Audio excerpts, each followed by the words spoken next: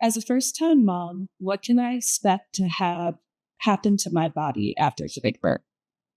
Baby, I don't know. I ain't never heard that. I have, as someone who has not had a baby, I can't say like personally what you can expect, but I think what would help is that if you know that your old self no longer exists, you are not that person you were before you had a baby. So I don't think your expectation should be to return to that person, whether it's physically, mentally, emotionally, spiritually. You are a different person. So go into postpartum expecting to be someone different and be okay with that difference. Because I think a lot of moms go into it like, oh, I just want to get back to my old self.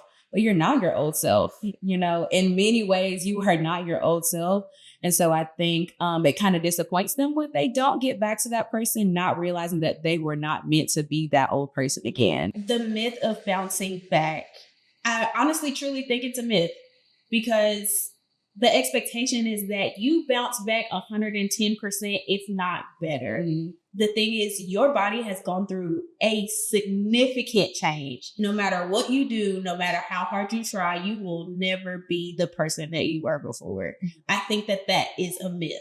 Now, do some people get pretty close, like 85%? Yeah. Sure. But there's also that mental change, that emotional change. Even if you can't see it physically, a lot of women will come in and be like, oh, my back hurts, or this never got back. I need a designer vagina. Something's not right down there. And your body went through something, and it is okay to have these emotions. It's okay to have these stressors. It's okay to have the scars if you have them.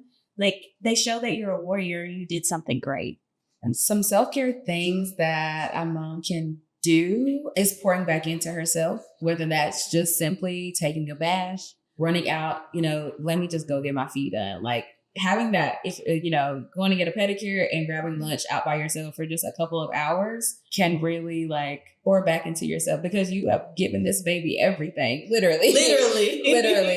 So I think pouring back into your own cup is super important. Some self-care things that I think mamas can do is also, when you have your support system, vocalize whatever you are feeling. Mm-hmm.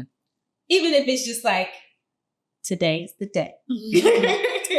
And vocalize it with people who have had a similar experience with you, or who know where you're coming from. We like to talk to our friends, but it's kind of hard because, we don't have babies. We want them to come to us, but at the same time, like, never fully understand what they're going through. Yeah. And so I think as a self-care thing to do what's best for you is to find a circle of people that you can surround yourself who have very similar experiences.